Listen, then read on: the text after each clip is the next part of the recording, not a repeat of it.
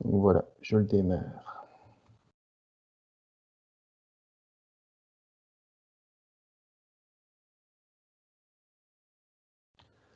Donc bonjour à toutes et à tous et bienvenue à notre conférence webinaire sur le télétravail et si on le gardait. J'espère que vous n'avez pas eu trop de difficultés à vous connecter à l'environnement Teams. Mais bon, comme beaucoup, nous avons dû trouver des solutions technologiques pour contourner le confinement et la distanciation. Donc, qui dit solution technologique dit parfois petit bug. Dès lors, je vous demanderai d'être un petit peu indulgent vis-à-vis de nous en cas de, on va dire, mauvaise manipulation. Surtout aussi que c'est une première pour nos deux conférenciers de devoir également s'exprimer devant un ordinateur, chose qui n'est pas toujours aisée. Alors, avant de céder la parole à notre premier intervenant, Serge, je vais juste vous expliquer le déroulé de la conférence. Donc, tout d'abord, elle durera 1 heure. Vos questions devront être posées par écrit. Donc, c'est-à-dire qu'il est impossible de les poser verbalement. Alors, comment faire? Tout simplement, donc vous avez votre écran et sur le côté droit dans le fond, donc il est marqué poser une question. Il suffit tout simplement de cliquer donc sur poser une question. Ensuite, vous pouvez simplement mettre votre nom et votre prénom, donc comme ça c'est plus facile pour nous pour vous identifier. Vous tapez votre question et comme pour tout autre message, comme Messenger, il suffit simplement d'appuyer sur la flèche et elle arrivera directement chez nous. Donc nous avons aussi une personne en backup donc, qui est Caroline, qui va analyser vos questions. Et les plus généralistes, et on va dire aussi les plus pertinentes, seront posées en direct. Donc maintenant, si vous avez des questions plus personnelles par rapport à votre activité, à ce moment-là, je vous invite à les envoyer à solutionrh@ucm.be, donc solution avec un S. Voilà, donc ici, je vais passer donc la parole à Serge. Donc, je vais tout simplement lui demander de me partager son écran. Ok, voilà, merci à tous d'être présents aujourd'hui. Et donc, la question que nous avons posée, c'est télétravail et si on le gardait?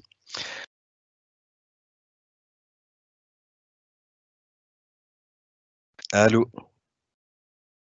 Oui, vous m'entendez? On t'entend, Serge. Oui, d'accord, voilà, j'ai une petite coupure de micro. Donc, télétravail et si on le gardait? Voilà, ce que nous allons faire aujourd'hui, nous allons essayer de vous aider à répondre à cette question. Télétravail si on le gardait, effectivement, mais peut-être pas de n'importe quelle manière. Ce qui nous a semblé opportun, c'était peut-être de vous aider à vous poser les bonnes questions et à vous donner une structure. Alors ici, on vous propose un plan en 4 étapes. La première étape pour cette réflexion sur le télétravail, c'est évidemment d'abord de faire une analyse correcte, une sorte de petit état des lieux pour voir dans quel état de préparation votre entreprise est. Une petite précision, plus votre entreprise a déjà des process RH qui sont en application et plus facile évidemment cette transition sera. Moins vous avez formalisé votre gestion des ressources humaines et peut-être plus il y aura de travail. Une phase de concertation, parce qu'il n'est pas question non plus d'imposer le télétravail. Il est primordial que ce soit une adhésion collective, si vous voulez que ça marche. Et puis, vous arriverez à la phase d'implémentation, donc la mise en place. Et tout projet doit évidemment avoir des processus d'évaluation pour pouvoir le valider. Alors, quelles sont les bonnes questions à vous poser? Donc, sur la partie analyse de votre organisation RH, tout d'abord, la première chose que vous pouvez vous demander, c'est tiens, ai-je bien reçu un feedback de cette période Covid-19? Donc, pendant cette phase où le télétravail a été du télétravail de force majeure, est-ce que effectivement j'ai bien eu un feedback de mon personnel? Est-ce que je suis certain qu'il y a une adhésion? Quels sont les points d'attention qui ont été éventuellement détectés? Si cela n'a pas encore été fait, je vous invite vraiment à poser cette question et à la formaliser. La deuxième question à vous poser, c'est est-ce que vous avez dressé un répertoire des fonctions qui sont adaptées au télétravail? Alors, quand on dit répertoire des fonctions, certaines fonctions permettent du télétravail de manière récurrente, d'autres de manière occasionnelle. Ce qui est important, c'est de déterminer quelles sont les fonctions visées et quelle serait la bonne fréquence. Il n'est pas question, évidemment, de mettre les personnes en télétravail 5 jours semaine. Se pose quand même la question du maintien du lien avec l'entreprise, les collègues, etc. La troisième question à vous poser, c'est le profil des collaborateurs qui sont ciblés par la mesure. Alors, qui dit profil dit évidemment réflexion sur les personnalités. Il y a des types de profils qui ont besoin d'autonomie, qui ont besoin de confiance, qui travaillent assez facilement dans un environnement où il n'y a pas ou peu de contrôle ou un contrôle différé, et d'autres qui ont besoin de contacts réguliers, de directives claires. Il est très important, au-delà du fait de connaître les fonctions ciblées, de connaître intimement ses collaborateurs. Autre question à vous poser, le style de management dans votre entreprise est-il en cohérence avec ce qui est nécessaire au niveau de télétravail? Si vous êtes encore dans un style de management assez directif, assez contrôlant, c'est évidemment plus compliqué que si vos managers ou vous-même êtes déjà formés à une structure de management par délégation, par objectif, avec un certain nombre de choses formalisées. Maintenant, puisque nous parlons du management, par rapport aux objectifs qui sont fixés aux travailleurs, est-ce que votre entreprise a déjà des objectifs qui sont SMART? Qu'est-ce que nous entendons par SMART? Des objectifs qui sont négociés, c'est-à-dire qui sont spécifiques, qui sont mesurables, qui sont atteignables et réalistes, et pour lesquels il y a un timing qui est clairement défini. Les objectifs fixés aux travailleurs doivent être négociés, ce ne sont pas des objectifs qui sont imposés. Maintenant, la question du système d'évaluation en place dans l'entreprise se pose également. Vous devez pouvoir évaluer les performances de vos collaborateurs en télétravail et de vos collaborateurs tout court de toute façon. Alors, quels sont les KPI, c'est-à-dire les indicateurs de performance qui sont mis en place dans votre entreprise et qui permettent d'objectiver la performance d'un individu ou d'une équipe, voire même d'un responsable. Maintenant, se pose également la question du système de valeurs. Quel est le système de valeurs de l'entreprise? Et d'un point de vue stratégique, à quoi répondrait, à quelles questions, à quels besoins, à quelle direction répondrait le système de valeurs? Est-ce que l'entreprise souhaiterait instaurer le télétravail uniquement pour le bien-être des collaborateurs, ou y a-t-il une visée sociétale, l'objectif que les collaborateurs de l'entreprise soient moins dans les embouteillages le matin, de participer à un mode de vie différent?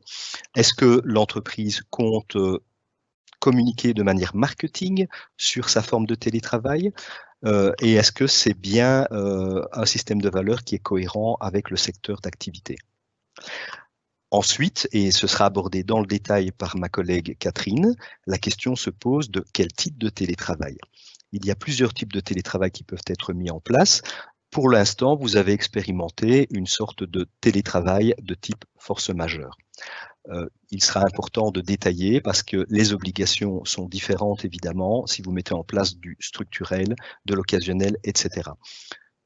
Et l'équipement nécessaire à ne pas négliger, il y a évidemment une question de sécurité. Est-ce que vous avez un partenaire IT ou un service IT interne qui est suffisamment performant que pour garantir et la sécurité des données et la possibilité pour vos travailleurs d'avoir du bon matériel et donc de travailler en de bonnes conditions? Voilà en termes d'analyse les premières questions à se poser lorsque l'on se dit « tiens, nous garderions peut-être bien le télétravail ». La deuxième phase est d'organiser au sein de l'entreprise une forme de concertation pour ne pas imposer le télétravail, pour que la perception du télétravail soit une perception liée à l'équité et à l'efficacité et qu'il y ait cohérence. Voici quelques conseils méthodologiques pour vous aider à bien mener cette phase de concertation. Tout d'abord, nous vous conseillons de travailler en mode projet. Pourquoi en mode projet? Parce que c'est un mode de travail positif qui vous permet de nommer un chef de projet. Ce chef de projet pourra être quelqu'un d'autre qu'un manager et il devra évidemment prendre en charge toutes les étapes de la concertation, organiser des groupes de travail et faire remonter tout ce qui est nécessaire au niveau de la direction pour l'organisation formelle. Donc, les avantages de passer en mode projet, une concertation interne sur un modèle qui est positif et collaboratif. Nous conseillons évidemment l'inclusion de tous les travailleurs et de leurs représentants dans cette discussion, dans ces réunions, y compris les travailleurs qui ne seraient pas touchés directement par la mesure, de façon à ce qu'ils ne se sentent pas inclus. C'est une forme d'inclusion positive de la concertation dans l'entreprise. Nous conseillons également que les règles et le modèle mis en place dans l'entreprise soient effectivement un acte de co-construction avec toutes les composantes. Et attention de mener une réflexion poussée sur les aspects incentives et la prise en charge des frais, exemple forfait ONSS et autres. Donc la prise en charge des frais qui seront encourus par les travailleurs lorsqu'ils sont en télétravail, de manière à être à la fois dans quelque chose qui est fair play et peut-être de prévoir pour la notion de performance en télétravail une incentive qui soit motivante. À chaque entreprise de se positionner. Ma collègue verra cela aussi avec vous dans la deuxième partie de cette présentation. Le fait d'avoir travaillé en concertation dans l'entreprise va évidemment amener des facilitations dans la formalisation juridique de tous les accords, c'est-à-dire que le modèle que vous aurez conçu, la co-construction des règles, tout cela pourra être formalisé d'une manière beaucoup plus simple, puisque toutes les composantes de l'entreprise auront déjà de facto donné leur accord.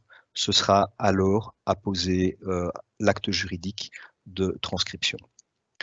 Après la concertation, arrivera le moment où il faudra réaliser l'implémentation. Alors, cette implémentation, évidemment, va se faire après vérification que nous avons bien tous les éléments dans l'entreprise et que tout est prêt. Donc, petit récapitulatif, vos définitions de fonctions sont à jour.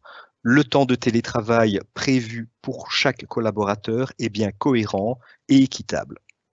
Les managers sont formés et ils sont en phase avec leur équipe. Ils ont donc tous le même type de management et la même façon d'être en interaction dans l'entreprise. J'insiste vraiment sur le fait que les N+1, les managers des collaborateurs, doivent être formés et en cohérence entre eux. Rien de pire que d'avoir 3 équipes différentes qui sont en télétravail et une façon tout à fait différente pour eux d'être gérés parce que le responsable a un autre type de management que celui de l'équipe des collègues. Alors, les objectifs SMART pour chaque travailleur sont-ils fixés? Est-ce que vous avez bien des indicateurs de performance pour évaluer le travail individuel des équipes et des équipes? Et est-ce que les aspects juridiques, puisque vous allez passer à l'implémentation, ont bien été traités et le cadre légal est-il choisi et fixé? Je rappelle que ce cadre légal va peut-être être quelque part à adapter, parce que les horaires vont peut-être être à adapter, Tout cela va se retrouver dans le règlement de travail. Il faudra des avenants pour les travailleurs. Donc, attention à ne pas négliger l'aspect juridique. Et puis, vos travailleurs sont correctement équipés, oui ou non? Et sinon, avez-vous la possibilité de faire appel à un partenaire IT fiable?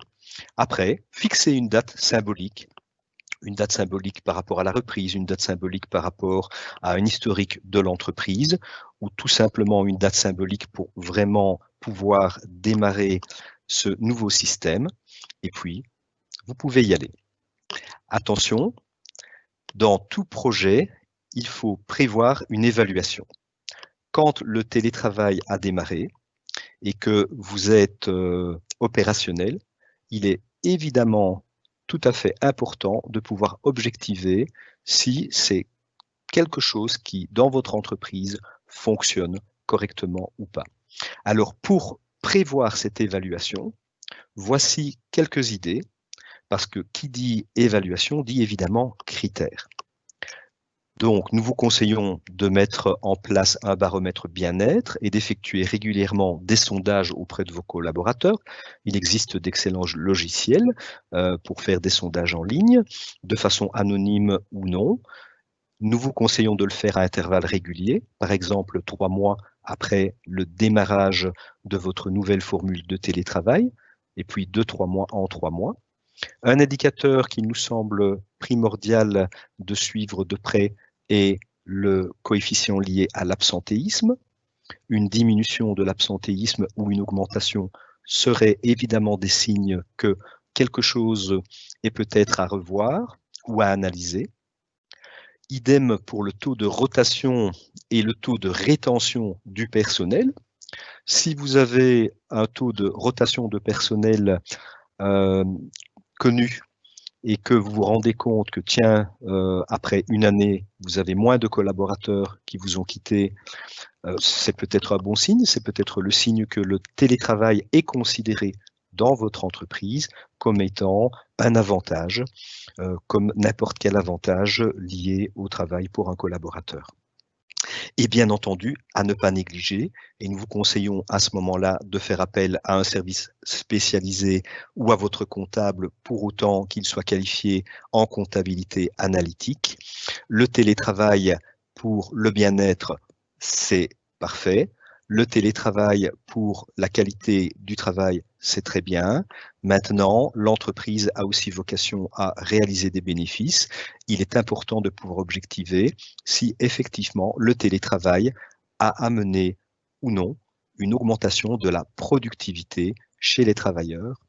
Et pour pouvoir le constater, il est évidemment important de fixer des coefficients qui soient liés soit à la production, soit au chiffre d'affaires, soit à d'autres indicateurs économiques qui peuvent être tout à fait spécifiques à votre secteur d'activité.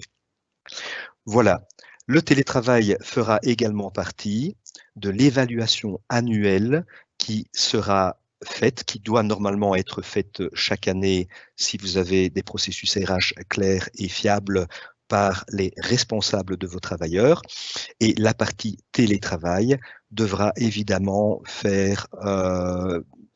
être intégrée de manière tout à fait cohérente dans l'évaluation annuelle du travailleur. Voilà, nous arrivons tout doucement à la fin de cette première partie.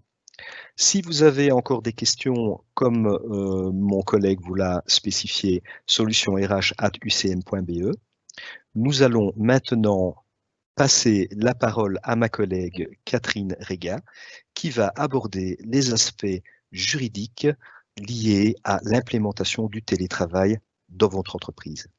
Merci de votre écoute. Merci Serge. Donc, je vais demander à Catherine de me partager son bureau.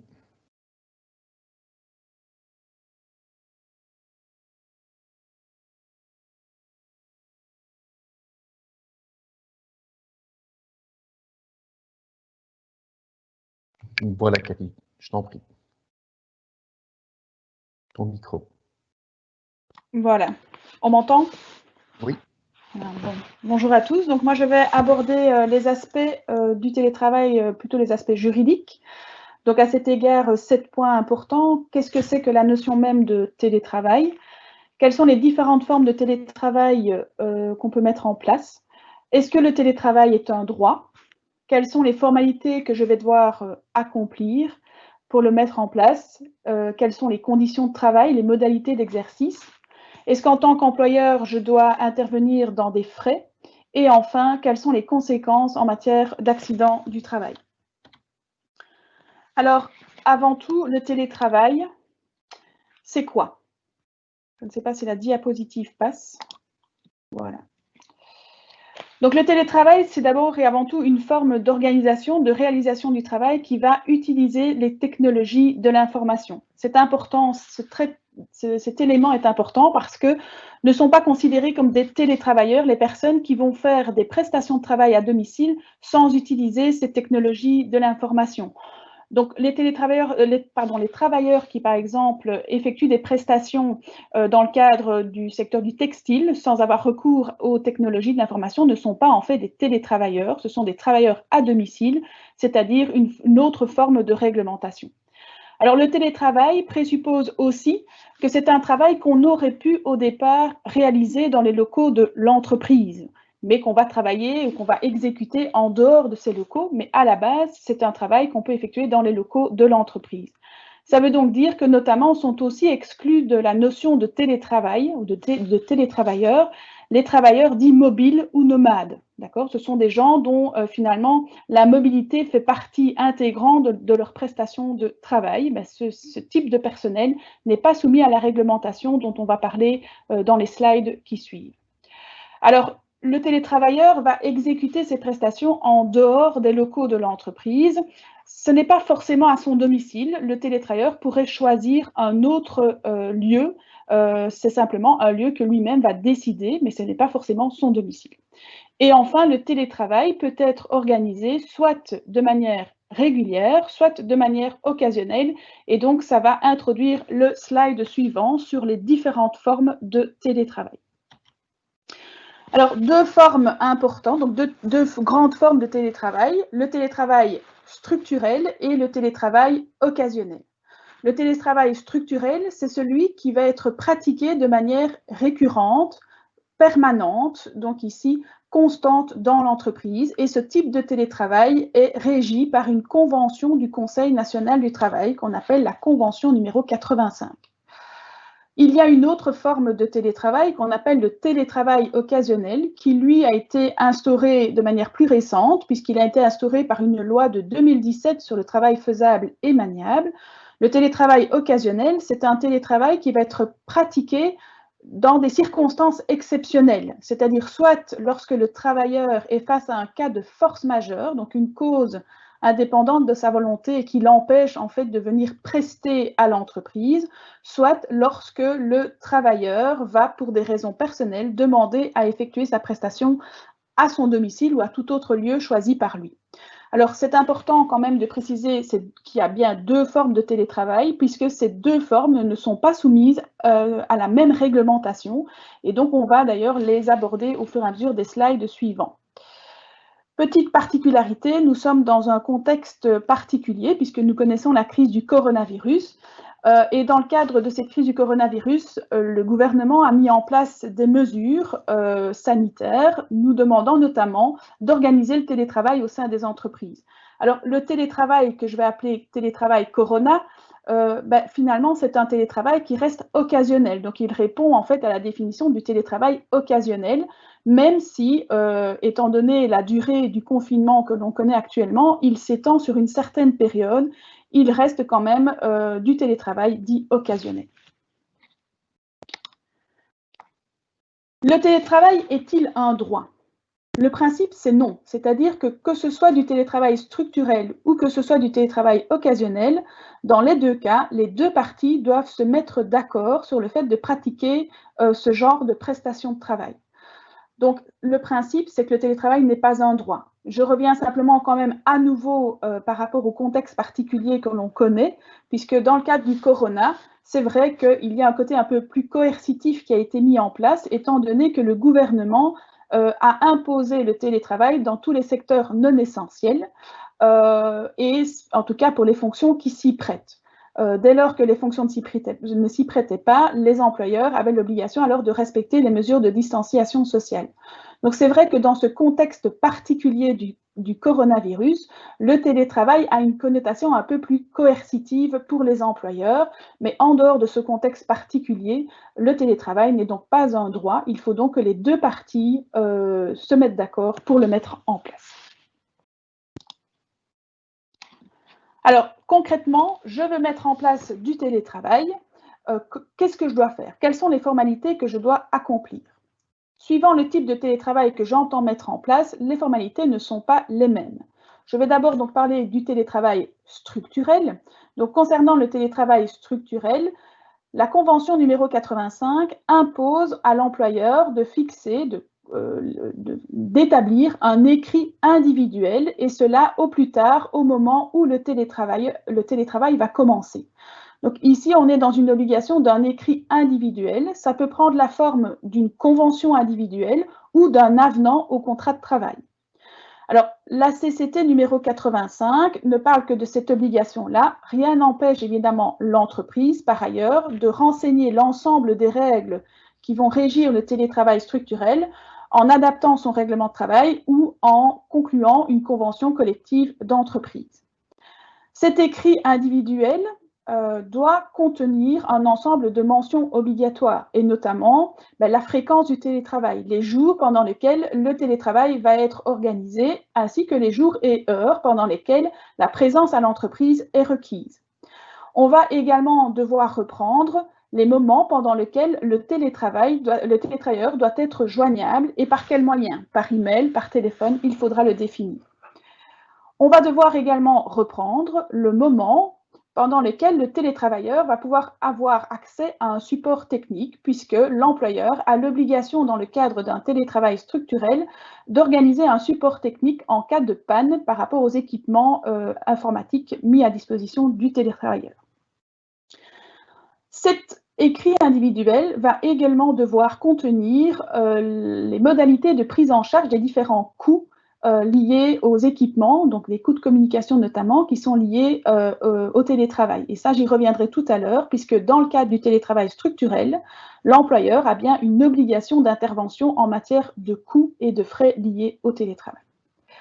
Enfin, l'écrit individuel devra également renseigner les modalités de retour à l'entreprise, donc dans les locaux de l'entreprise. Donc, dans quel délai, si le télétravailleur ne souhaite plus exécuter le télétravail, dans quel délai doit-il faire sa demande pour pouvoir revenir à l'entreprise et par quels moyens?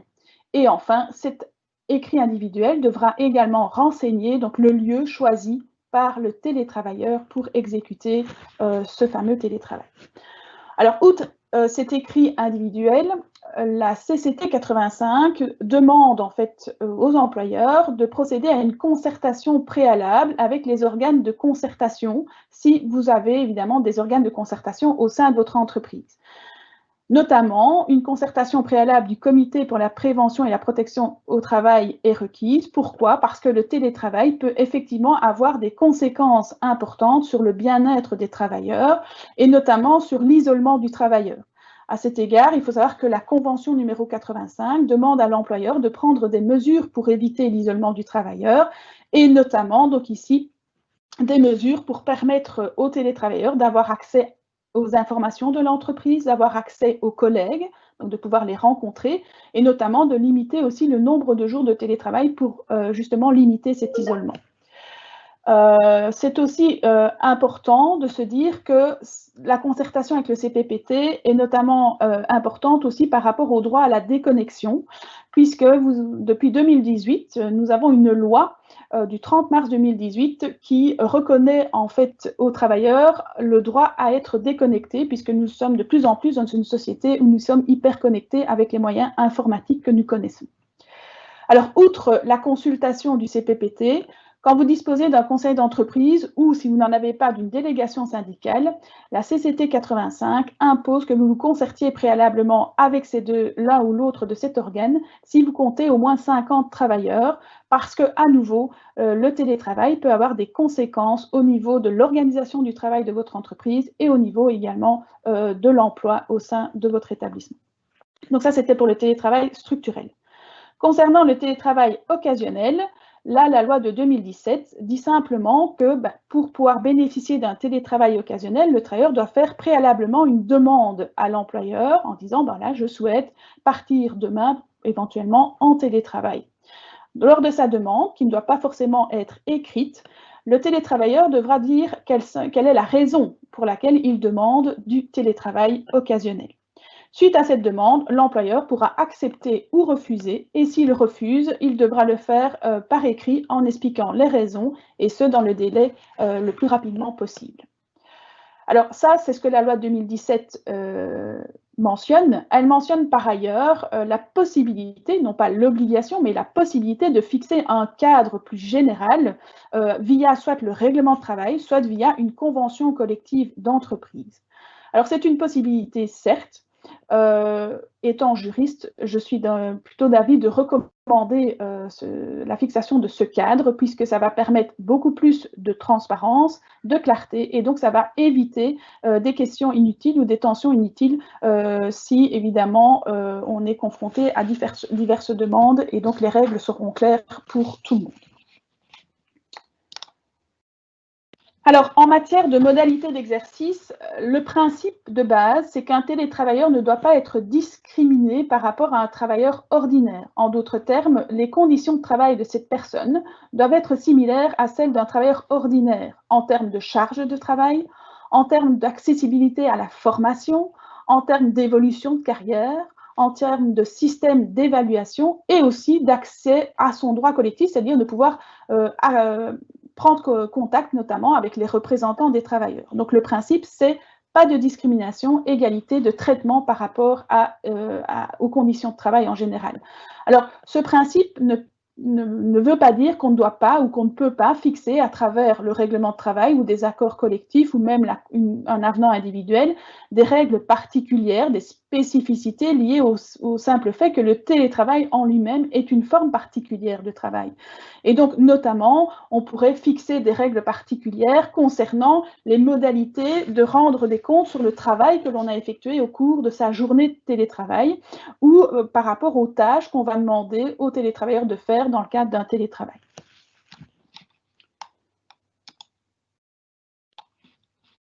En matière de fourniture et d'entretien des équipements, là, il y a une grosse différence entre le télétravail dit structurel et le télétravail dit occasionnel. En matière de télétravail occasionnel, il n'y a aucune obligation pour l'employeur de fournir quelconque équipement et d'intervenir dans les frais, ça j'y reviendrai plus tard.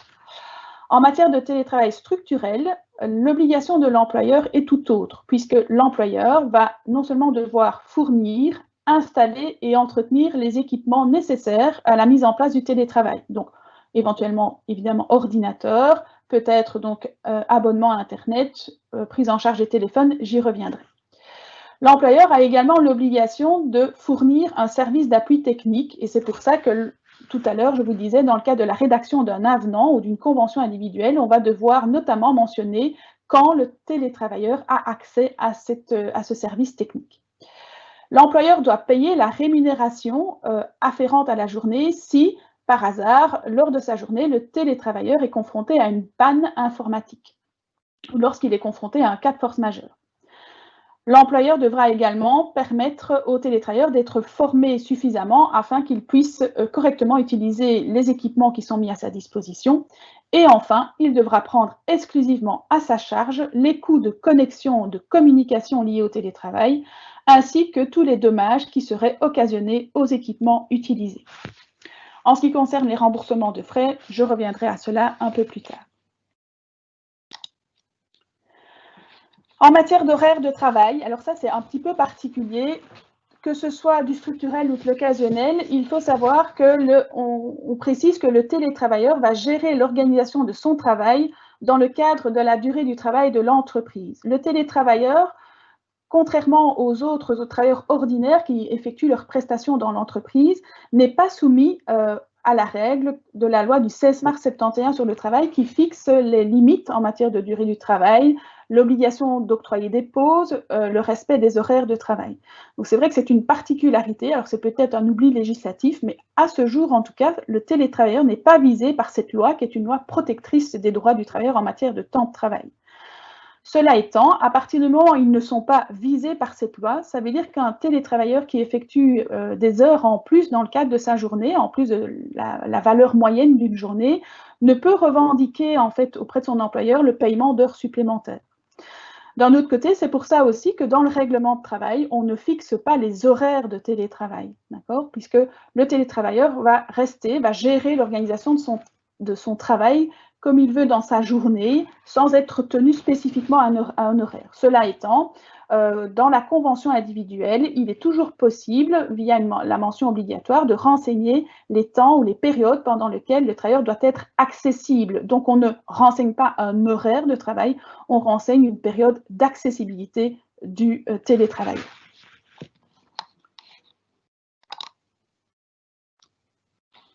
En matière de remboursement de frais, donc pour rappel, la règle d'intervention n'est pas la même face à un télétravail occasionnel et face à un télétravail structurel. Dans le cadre du télétravail structurel, il y a une obligation pour l'employeur d'intervenir dans certains frais, puisqu'il doit fournir, installer, entretenir les équipements et qu'il doit intervenir dans les coûts de connexion et de communication. Ces deux obligations n'existent pas dans le télétravail occasionnel, puisque là, il n'y a aucune obligation particulière. Il n'empêche que l'employeur pourrait décider quand même d'accorder et d'intervenir dans des frais.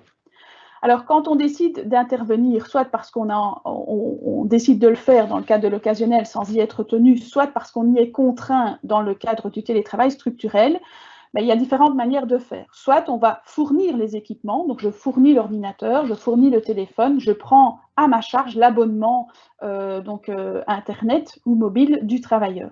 Soit je laisse à mon travailleur le soin d'utiliser son propre équipement personnel, c'est-à-dire donc ici qu'il va utiliser son propre PC, qu'il va utiliser sa propre ligne Internet, etc. Et moi, employeur, je vais intervenir dans les frais, je vais lui rembourser des frais.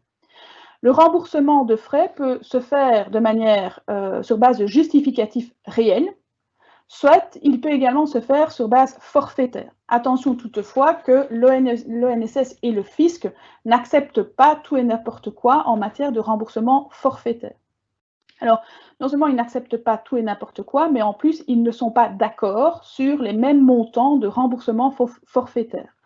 Ainsi, quand on est face à un télétravail structurel, les montants forfaitaires acceptés, les montants de remboursement forfaitaire acceptés sont les suivants. Donc, l'ONSS et le fisc se mettent d'accord pour un montant forfaitaire pour l'utilisation d'un PC personnel de 20 € par mois ou lorsque le travailleur utilise sa connexion Internet privée à concurrence aussi de 20 € par mois. Donc là, tant l'ONSS que le fisc sont d'accord sur ces deux montants dans le cadre du télétravail structurel. Par ailleurs, l'ONSS va plus loin et accepte aussi un montant forfaitaire pour frais de bureau, c'est-à-dire des frais qui sont destinés à couvrir l'achat de petits matériels, des frais de chauffage ou des frais, donc ici, d'électricité. Le montant de forfaitaire de frais acceptés a été adapté ici au 1er avril 2020, puisqu'il est monté à 129,48 € par mois.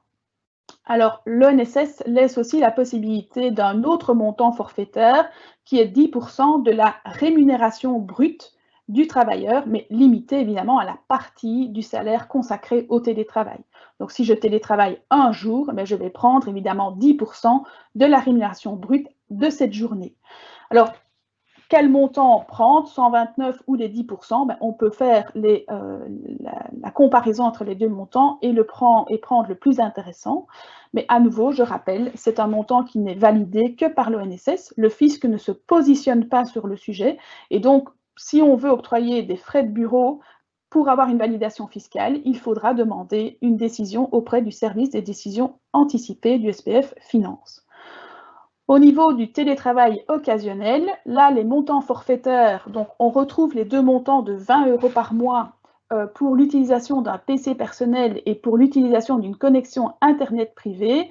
Attention toutefois que ces deux montants de 20 € par mois ne sont validés dans ce cas-ci, donc dans le cadre du télétravail occasionnel, que par le fisc. L'ONSS ne se positionne pas sur le sujet. Par ailleurs, en matière de frais de bureau, là, il n'y a que l'ONSS qui se positionne et non pas le fisc qui accepte. Donc, l'ONSS accepte 10% de la rémunération brute limitée à la partie du salaire relatif aux prestations en télétravail. Donc, attention, à nouveau, dès que vous avez un montant qui n'est pas validé par l'un ou par l'autre, ne l'octroyez pas sans préalablement avoir pris vos renseignements ou avoir demandé au SPF Finance de se positionner dans le cadre d'une décision des services de décision anticipée. Évidemment, l'UCM, à cet égard-là, est là pour vous accompagner dans le cadre de cette démarche-là. Alors, petite particularité, le télétravail Corona. Effectivement, là, le fisc et l'ONSS se sont positionnés actuellement sur des montants forfaitaires par rapport à la crise que l'on connaît. Et donc, ils acceptent les montants de 20 € par mois pour l'utilisation d'un PC personnel, de 20 € par mois pour la connexion Internet privée. Et les deux sont également d'accord d'utiliser le montant de 129,48 € par mois, mais le fisc impose quand même à nouveau qu'une demande soit introduite auprès du service des décisions anticipées, donc un document qu'on retrouve notamment sur leur site. À préciser également que ce montant de 129,48 € doit être proratisé, notamment dans le cadre d'occupation à temps partiel. Enfin, en termes d'accident du travail, toujours considérer évidemment qu'un télétravailleur qui effectue sa prestation de travail dans le lieu qu'il a choisi, qui est confronté à un accident, l'accident sera présumé être un accident du travail dès lors que cet accident survient non seulement dans le lieu où choisi comme étant le lieu de télétravail et par ailleurs pendant la période concernée en fait par le télétravail. C'est une présomption jusqu'à preuve du contraire évidemment. Par ailleurs, en termes d'accident survenu sur le chemin du travail, sera considéré comme un accident du travail tout accident survenu sur le chemin entre le lieu choisi pour le télétravail et le lieu où on va prendre le repas ou le lieu où on va chercher ses enfants à l'école ou à la garderie. Voilà, donc j'ai abordé ici les différents aspects juridiques du télétravail. Vous retrouvez à nouveau l'adresse solution RH avec un S à solution@ucm.be si vous aviez des questions par rapport donc ici à cette présentation. Et je vais redonner la parole à Christophe pour conclure. Voilà, merci Catherine. Donc moi ici, je vais passer la parole à Caroline donc, pour voir s'il y a des questions pour l'un de vous deux. Donc, Caro, y a-t-il des questions? On m'entend bien? Oui. Alors, merci à Catherine et à Serge pour leur présentation. Alors, au niveau questions, il n'y a pas tellement de questions. Donc, la première est peut-être plus une question, j'ai envie de dire, pratique, où Madame Hermans nous demande si on peut transmettre nos PowerPoints. Ce que je vous conseille, c'est d'envoyer à Solution RH ou bien aux autres adresses mail que vous voyez un mail avec votre adresse pour qu'on puisse vous envoyer la présentation. Et alors, une question de Monsieur D'Amico de chez EFIC. On est plus dans la présentation de Serge, où là, en fait, il demande si on peut donner quelques exemples ou en tout cas une méthodologie de KPI pour pouvoir évaluer le travail individuel lors du télétravail. Donc, je donne la parole à Serge pour pouvoir répondre. Voilà. Est-ce que je suis en ligne, Christophe? Oui. Oui. Donc, la question relative au KPI et la question plus précisément relative au KPI lié au télétravail. J'ai envie d'avoir une réponse de Normand qui est que il faut de toute façon que les KPI soient liés aux performances du travailleur, qu'il soit en télétravail ou non. Alors ici, quel type de KPI peut-on mettre en place? Alors, j'en vois trois. Des KPI liés directement à la compétence professionnelle, c'est-à-dire à la complexité des tâches. Je vais donner un exemple clair et précis. Prenons un comptable et imaginons que ce comptable vous vous ayez déterminé différents niveaux de complexité dans la gestion d'une comptabilité.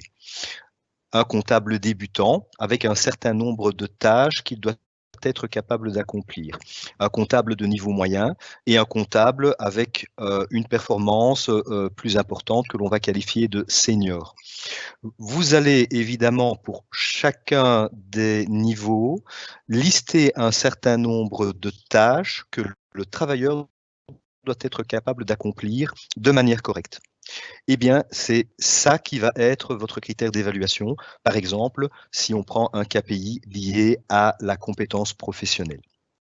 Maintenant, un KPI peut aussi être lié à la productivité. Si on prend un juriste, si on prend une personne qui a un certain nombre de dossiers à traiter, on peut très bien déterminer au préalable que dans l'entreprise, un employé de bureau pour telle ou telle fonction traite en moyenne 10 dossiers par semaine ou par jour en fonction de la complexité des tâches et des dossiers, et fixer ce critère d'évaluation de la performance comme étant le même pendant la période de télétravail. De cette manière-là, on pourra effectivement, de manière claire et précise, valider que la période de télétravail est aussi productive que la période dans laquelle le collaborateur est dans l'entreprise. Ou voir que peut-être le KPI est dépassé. Donc, le nombre de dossiers traités, la complexité des tâches, ce sont des KPI. Autre KPI, ça, par exemple, pour une personne qui est responsable ou qui intervient dans un call center ou qui reçoit directement, pendant qu'elle est en télétravail, des questions du public, vous pouvez avoir, par exemple, lier ces interventions à un indice de satisfaction que vous pouvez évaluer. Vous pouvez également avoir le temps de rappel au client. Tiens, lorsque mon télétravailleur est en télétravail, est-ce que le temps de rappel à un client ou le temps de traitement d'un appel client est le même, plus important, moins important que lorsqu'il est au bureau. Voilà donc en résumé 3 KPI sur lesquels vous pouvez travailler, la complexité des tâches qui sont réalisées dans le cadre du télétravail, le nombre de dossiers traités, donc l'aspect quantitatif, ou l'aspect qualitatif, c'est-à-dire voir un peu comment on peut lier la réalisation des tâches à un indice de satisfaction. Voilà, j'espère que ça répondra à la question que la personne a posée. Sinon, n'hésitez pas à nous envoyer un email à nos adresses et nous nous ferons un plaisir de vous répondre en direct. Est-ce qu'il y a d'autres questions, Caroline? Oui, il y a une question pour Catherine de Madame Guénen. Je te la lis, Catherine. Donc la question c'est, est-ce que les règles sont les mêmes pour le travail à domicile, donc le vrai travail à domicile qui est différent du télétravail concernant les horaires?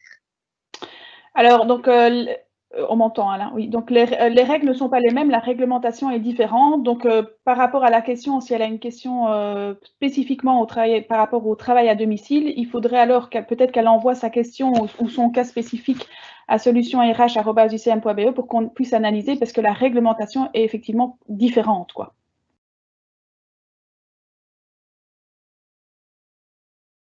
On m'entend? Oui. Voilà. Donc, ce sont 2 réglementations différentes. Donc, on ne peut pas comparer en matière d'horaire de travail, en matière de durée du travail, on ne peut pas comparer effectivement le télétravailleur du travailleur à domicile. C'est 2 choses différentes. Alors, j'ai une personne qui tente de poser une question, mais elle est sans doute en train de l'écrire. C'est la SBL Renova, mais je n'ai que le début de la question qui dit que c'est une question pour Catherine, donc je suppose que la personne est en train de l'écrire. Alors, Madame Guénen est satisfaite de sa réponse. Tant mieux. Voilà, Madame, Monsieur. Alors, je reviens à la SBL Renova. Donc, question plutôt juridique, en effet. Donc, Catherine, est-ce qu'un accord pour un jour par semaine ou un demi-jour est considéré comme du télétravail structurel ou occasionnel? Alors, dès lors que on va être dans un schéma d'octroyer un jour de télétravail par semaine ou un demi-jour de télétravail toutes les semaines, on est dans quelque chose de permanent, récurrent, constant. Donc, c'est bien du télétravail structurel. Le télétravail occasionnel, c'est un télétravail que l'on va mettre en place lorsque c'est le travailleur en fait qui est confronté à un cas de force majeure. Je vous donne un exemple, ou lorsqu'il a une raison personnelle qui justifie qu'il va rester à domicile. Donc, à titre d'exemple, habituellement, je fais mes prestations toujours à l'entreprise, mais je demande exceptionnellement en fait de pouvoir le faire à domicile parce que j'ai un installateur qui vient me faire une réparation chez moi ou parce que voilà, j'ai une visite médicale particulière à aller faire au cours de ma journée. Ça va être du télétravail occasionnel. Par contre, quand je vais octroyer en fait une récurrence, donc un droit au télétravail de manière récurrente toutes les semaines, que ce soit un jour semaine, un demi-jour par semaine, 2 jours par semaine, on va être dans le schéma du télétravail structurel. Je ne sais pas si ça répond à la question. Oui, tout à fait, Catherine. Alors, il y aura encore une question de nouveau de Madame Hermans. Donc, on est plus du côté de Catherine aussi. En quoi les législations relatives aux horaires est-elle différente sur le lieu du travail et en télétravail? Alors, en quoi? Il faut savoir à la base que tout travailleur, je vais expliquer ça, un grand principe, dès qu'on est dans un contrat de travail, on est soumis à la durée du travail, c'est-à-dire à la loi du 16 mars 1971. Ça, c'est le principe de base. Et donc, cette loi du 16 mars 71, un travailleur salarié, c'est une loi qui est protectrice du travailleur à la base. On l'a mise en place. Pourquoi? Parce qu'avant, dans les années déjà 1900, il y avait eu des excès dans les prestations qu'on exigeait des travailleurs à l'époque. Et donc, on a installé cette règle et on a dit, cette loi de 71, elle fixe un principe qui dit, je dois normalement travailler dans un horaire de travail, je ne peux pas faire travailler mon travailleur en dehors d'un horaire de travail. Et si je le fais, je devrais lui payer des heures supplémentaires qui généreront de la récupération et du sursalaire. Ça, c'est vraiment... je schématise très très fort cette réglementation de 1971, mais c'est l'idée. Or, la particularité du télétravailleur, c'est que quand vous lisez cette loi de 1971, au tout début de la loi, il y a un article qui exclut en fait les travailleurs, enfin les télétravailleurs de cette loi de 1971. En d'autres termes, ça veut dire quoi? Qu'ils ne bénéficient pas de cette loi de 1971 et de ces règles protectrices. Alors ça a plusieurs conséquences. La première conséquence, c'est qu'on ne peut pas dire à un télétravailleur tu vas faire tel horaire précisément, puisque on va dire tu vas gérer ton travail dans le cadre de la durée du travail prévue dans l'entreprise, mais on ne va pas parler d'horaire de travail. Et c'est pour ça qu'on ne renseigne pas non plus des horaires de travail de télétravailleurs dans un règlement de travail. Deuxième conséquence, c'est que le télétravailleur qui dit ah moi cette journée-là, en fait, normalement, je dois faire 8 heures et j'en ai fait 10, je réclame des heures supplémentaires, il ne va pas pouvoir le faire non plus parce que justement, il est exclu de cette loi de 1971. Donc, le but, c'est en ça qu'il y a une différence. C'est simplement que finalement, comme ils ne sont pas soumis à cette loi de 1971, ils ne peuvent pas revendiquer des heures supplémentaires et qu'ils ne sont pas tenus strictement à un horaire de travail. Alors, par rapport à ça, par rapport au fait d'être tenu à un horaire strict de travail, on peut, par le biais quand même de la convention individuelle ou de l'avenant individuel qu'on va signer avec le travailleur, préciser les périodes pendant lesquelles il est accessible. Donc, on ne parle pas d'horaire, on parle d'accessibilité du travailleur. Quand est-ce que je dois être joignable?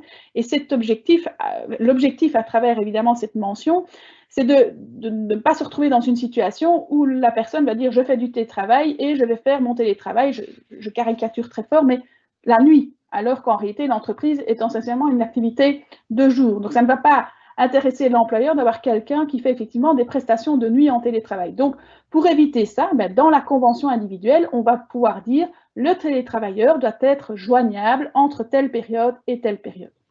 Voilà, je ne sais pas si ça répond à la question. Tout à fait.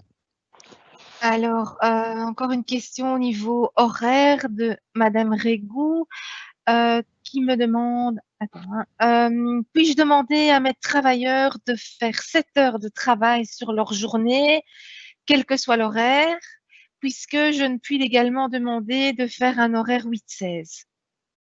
Alors, moi, le conseil que je donne par rapport à ça, ce serait de dire, puisque je viens d'expliquer qu'on ne peut pas revendiquer des heures supplémentaires, etc., j'aurais tendance à dire que dans la convention que je signe avec mon travailleur, je vais indiquer que la valeur moyenne de la journée de télétravail, enfin la valeur de la journée de télétravail, pardon, équivaut à la valeur moyenne du contrat. Donc, exemple, je suis à temps plein, je travaille 38 heures, la valeur moyenne de ma journée, c'est 7h60. Dans la convention ou l'avenant dans lequel je vais fixer les règles de fonctionnement du télétravail, je vais écrire que la valeur de la journée de télétravail est de 7h60. Comme ça, les choses sont claires. Et par ailleurs, je vais préciser que le travailleur devra être joignable entre telle heure et telle heure. Et avec ces deux éléments-là, ces deux mentions-là, ça va me permettre quand même de ne pas avoir des excès, des revendications d'heures supplémentaires et aussi finalement fixer que dans tous les cas, quoi qu'il se passe, mon télétravailleur, il doit être accessible par téléphone dans les plages qui correspondent le plus à mon activité professionnelle. Merci Catherine. Une question de Madame Grandjean. Si je suis dans un schéma de télétravail structurel, comme par exemple un jour semaine, est-ce que le télétravail occasionnel est autorisé, par exemple, pour garder un enfant malade? Les deux formes de télétravail pourraient être tout à fait fixées au sein d'une même entreprise. Donc, on peut tout à fait prévoir à la fois du télétravail structurel et du télétravail occasionnel. Dans ce cas-là, je vous recommande quand même vivement d'en définir clairement les règles, c'est-à-dire normalement il y a une récurrence de 1 jour de télétravail et par ailleurs on autorise la forme du télétravail occasionnel dans le cadre de cas de force majeure et ou de raisons personnelles et pour ce faire le travailleur devra faire une demande X jours à l'avance ou par tel formulaire ou telle modalité, etc. Mais oui, les deux formes se cumulent tout à fait au sein d'une même entreprise, oui. Merci. Alors, une question qui est plutôt une mise en situation de la SBL SEPT. Dans le cas, donc c'est pour Catherine aussi, dans le cas d'un travailleur à mi-temps et en horaire variable, qui est souvent en animation à l'extérieur, mais aussi au bureau, pour la rédaction de rapports et la rédaction de compte rendu, lorsqu'il n'y a pas d'animation prévue, le travailleur peut-il faire du télétravail pour la rédaction des rapports ou pas? Dans ce cas, est-ce considéré comme du structurel ou de l'occasionnel? Alors, figurez-vous que ça, moi, j'ai eu une question un peu plus ou moins similaire où j'avais une entreprise qui me demandait si c'était du télétravail occasionnel ou structurel parce que le travailleur allait en extérieur et au lieu de revenir à l'entreprise parce que c'était plus loin de revenir à l'entreprise, on disait termine ta journée à domicile. Alors, j'ai envie de vous dire, à la base, le télétravail occasionnel, c'est un télétravail qui est mis en place lorsqu'il y a un cas de force majeure ou une raison personnelle impérieuse demandée par le travailleur. Donc, c'est ça le but même du télétravail occasionnel. Ici, dans votre question, c'est de se dire finalement, ce sont des personnes qui vont faire des prestations à l'extérieur et puis pour la rédaction d'un rapport, donc ici, je voudrais mettre en place éventuellement une forme de télétravail. Alors, on peut le traduire sous forme de télétravail structurel et la règle pourrait être simplement que le travailleur peut faire, a droit à une demi-journée par semaine pour rédiger ses rapports et que le jour peut être fixé comme un accord entre les parties X jours à l'avance. Ça, vous pourriez le fixer, ça deviendrait une forme de télétravail structurel en soi. Mais ce schéma de se dire finalement, la rédaction des rapports, je l'ai fait à domicile, en réalité, ne répond pas en soi à la définition de télétravail occasionnel. C'est une forme de télétravail structurel qu'il faudrait réglementer de cette manière-là en disant, finalement, ce type de travail peut être fait à domicile à raison de X jours par semaine, une demi-journée, une journée, et le jour peut être fixé éventuellement de commun accord, X jours à l'avance. Comme ça, il y a une règle précise qui est indiquée. Très bien, merci Catherine. Encore une question pour toi au niveau des heures supplémentaires. Donc, de monsieur ou madame Desjardins, est-ce qu'il est possible de faire des heures supplémentaires pendant la période de confinement qui impose le télétravail? Il n'y avait pas de télétravail structurel dans l'entreprise avant la crise. Alors, pendant la période de confinement, donc, le fait d'être dans le cadre de la crise Corona, au niveau de la réglementation sur le temps de travail et le télétravail en général, la crise Corona n'a rien changé. Donc, c'est vrai que si on va jusqu'au bout de l'analyse des choses, aujourd'hui, si on analyse la situation, quelqu'un qui est en télétravail Corona et qui fait des heures en plus, eh ben, il est dans une forme de télétravail et donc à ce titre, il n'est pas soumis à la législation de 1971 et ne pourra pas revendiquer donc ici des heures supplémentaires liées à ce télétravail. Donc rien, en tout cas dans les mesures particulières que l'on connaît aujourd'hui, ne va ou ne déroge à cet effet au niveau juridique. Ici, déclarer des heures supplémentaires d'un télétravailleur Corona, ben, ça va à l'encontre en fait de la réglementation juridique existante. Voilà. Petite parenthèse, mais ça c'est en dehors du cas télétravail qui fait de la prestation en présentiel dans l'entreprise dans le cadre de ces crises du corona et qui appartient à un secteur essentiel. Donc je dis bien qu'il ne fait pas du télétravail mais qui fait de la prestation en présentiel dans le cadre de secteurs essentiels identifiés comme essentiels, va pouvoir bénéficier d'heures supplémentaires volontaires qui pour l'instant, et on attend encore les dispositions légales qui le confirment, pourraient bénéficier d'une défiscalisation, donc pas de précompte ni de charges ONSS patronales et personnelles. On en attend encore les dispositions. Voilà, ça c'est la petite parenthèse. Mais donc si on pousse jusqu'au bout l'analyse, quelqu'un qui fait du télétravail dans le cadre du corona n'est pas soumis à la loi de 71 et ne pourrait pas revendiquer des heures sup avec du sursalaire attenant. Voilà. Je ne sais pas si ça répond à la question. Je suppose. Alors, il y a encore une question de Madame Dupont. Qui souhaite mettre en place du télétravail structurel et donc elle demande si on peut l'imposer à tout le personnel ou si un employé peut le refuser. Alors, donc, le télétravail, qu'il soit occasionnel, qu'il soit structurel, est toujours sur base volontaire, c'est-à-dire que les deux parties doivent soit d'accord qu'on le mette en place. Alors, dans le cadre d'un télétravail structurel, ben, on peut avoir un principe général de télétravail structurel qui va être fixé par un règlement de travail ou par une convention collective d'entreprise. Il n'empêche que dans tous les cas, il faudra, et ça c'est l'obligation qui est imposée par la CCT numéro 85, une convention individuelle ou un avenant individuel. Donc, vous pourriez avoir en fait parmi vos travailleurs des gens qui ne souhaitent pas télétravailler. Donc, vous pouvez avoir un schéma de télétravail structurel organisé et chacun va alors décider dans le cadre de son avenant individuel à son contrat de travail, de sa convention individuelle, d'y adhérer ou pas. Et c'est un passage obligé. Donc vous pourrez avoir des gens qui sont d'accord et d'autres qui ne le souhaitent pas. Merci, Ici, Catherine. je souhaiterais compléter peut-être la réponse de Catherine. Oui. Je t'en prie, Serge. Oui, je ne sais pas si on m'entend. Oui. Voilà, donc par rapport à la question de cette dame d'imposer le télétravail et de la possibilité d'imposer, c'est justement ce qui a fait l'objet de notre attention dans la première partie où nous conseillons vraiment de faire de la mise en place du télétravail, qu'il soit structurel, occasionnel ou les deux, puisqu'on a vu que c'était une possibilité, donc d'en faire un projet d'entreprise et de mettre autour de la table toutes les personnes qui sont concernées et tous les représentants du personnel. Jamais en matière de RH et par rapport au management actuel, quelque chose qui est imposé ne remporte l'adhésion des travailleurs et n'amène ni le bien-être ni la performance attendue. Voilà, donc je conseille vraiment à cette dame plutôt de passer par une phase de concertation interne, de nommer un responsable de projet et de voir un petit peu au niveau des personnes qui seraient impliquées, finalement, comment elles souhaiteraient organiser le télétravail et quelle est leur vision des choses. Je pense que ce sera beaucoup plus porteur si vraiment elles souhaitent l'imposer de manière beaucoup plus récurrente. Voilà, désolé. Merci Serge. Merci. Catherine, dernière question de Madame Guénen qui précise que dans son règlement de travail, ils ont la possibilité de faire, ils ont prévu la possibilité de faire du télétravail occasionnel et la possibilité de le choisir librement 16 heures par mois, donc au choix du travailleur. Et donc, elle précise que dans le premier cas, c'est pour elle en tout cas du télétravail occasionnel. Donc, le fait que ce soit pour force majeure ou raison personnelle. Mais dans le deuxième cas, le fait de le choisir librement 16 heures par mois, est-ce que c'est de l'occasionnel ou est-ce que c'est plutôt du structurel?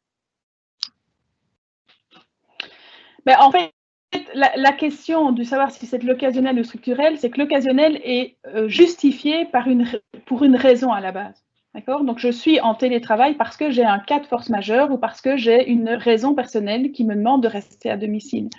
Si vous commencez à octroyer un droit sans raison, sans justificatif, si vous voulez, si je peux me dire ça comme ça, de dire j'octroie un droit à un télétravail de 16 heures par mois, de 8 heures par semaine ou peu importe, on devient dans une forme de télétravail structurel en réalité, parce que ça veut dire que le télétravailleur va pouvoir dire, ben voilà, je suis en télétravail et je n'ai pas de raison particulière à en être, c'est simplement que mon employeur me permet cette possibilité-là. Donc, je pense que fondamentalement, quand vous êtes dans des raisons personnelles, des cas de force majeure, c'est l'occasionnel. Dès lors que vous octroyez un droit comme ça générique, sans dire il faut justifier d'un motif pour partir en télétravail, on tombe dans du structurel. Je ne sais pas si ça répond à la question. Merci Catherine. Allô? Oui. Alors, je ne vois plus rien en termes de questions. Je propose peut-être d'attendre encore 30 secondes pour voir s'il y a de nouvelles questions.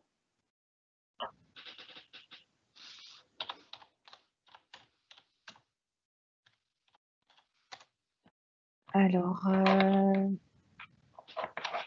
en fait, Catherine, je reviens vers toi par rapport à la réponse que tu viens de donner à Madame Guénon, elle se pose principalement la question par rapport aux forfaits qui peuvent être octroyés. Différence de forfait entre l'occasionnel et... Oui, par rapport, comme elle hésite ou elle ne sait pas si c'est de l'occasionnel ou du structurel, ça engendre une différence au niveau forfait. Et donc, voilà, ta réponse est importante pour savoir quel forfait, en fait, elle va devoir octroyer. Ben, c'est-à-dire qu'à partir du moment où, comme je disais, c'est plutôt pour moi de ce qu'elle dit, c'est-à-dire je ne conditionne pas l'octroi de ce télétravail à une raison, à un motif donné par le travailleur pour partir en télétravail. Je dis juste que le travailleur a le droit de s'absenter, pardon, pas de s'absenter, c'est pas le bon terme, de faire du télétravail, peu importe, je n'ai pas de motif, mais je peux faire du télétravail 8 ou 16 heures par mois, d'accord? Je suis dans un télétravail qui est structurel, il y a une permanence, une récurrence non justifiée par un motif, et donc je vais être dans les règles liées au télétravail plus structurel. Donc je ne serais pas étonnée qu'à un moment donné, les travailleurs revendiquent peut-être des interventions dans des frais, parce que justement, on est plus dans une forme de télétravail structurel qu'occasionnel, puisqu'il n'y a pas de justification d'un motif préalable au départ. C'est j'ouvre un droit à pouvoir faire du télétravail 16 heures sur le mois. Et donc, je n'ai pas de motif, je suis dans du structurel et donc je suis dans les règles du structurel, c'est-à-dire que mon employeur, quand je fais ça, doit me fournir les équipements nécessaires et qui doit intervenir dans mes coûts de communication et dans mes coûts de connexion. Et donc, évidemment, vous pourriez avoir effectivement des travailleurs qui vont dire, tiens, j'aimerais bien qu'on me paye peut-être, moi, ma connexion, parce que vous dites que je dois me connecter, je fais du télétravail, j'ai ce droit-là, et j'ai besoin de me connecter et je paye mon abonnement Internet, légalement parlant, puisqu'on est dans du structurel, le travailleur pourrait dire j'ai besoin qu'on me rembourse cette intervention-là. Voilà. Donc, ce serait du remboursement sur base du télétravail structurel. Est-ce que c'est plus clair pour la dame en question? Ça semble plus clair. Je propose peut-être tout doucement de clôturer. Je voulais juste préciser à Catherine et à Serge que les participants vous remercient parce qu'ils ont trouvé ça vraiment très intéressant. Et donc, je repasse la parole à Christophe pour clôturer. Oui, merci beaucoup. Tout à fait. Merci Caroline. Donc voilà, comme on vient de le dire, donc il est 12h08, donc il est temps de mettre fin à ce webinaire. Donc merci à Caro, Catherine et Serge pour leur intervention. Merci également pour votre participation. Et donc je le rappelle encore une fois, donc si vous avez des questions plus précises à poser à nos intervenants, il y a toujours l'adresse mail, donc solution RH avec un S à solution @ucm.be. Enfin, voilà, donc on vous souhaite un bon appétit et d'ores et déjà un très bon week-end. Au revoir. Au revoir. Au revoir.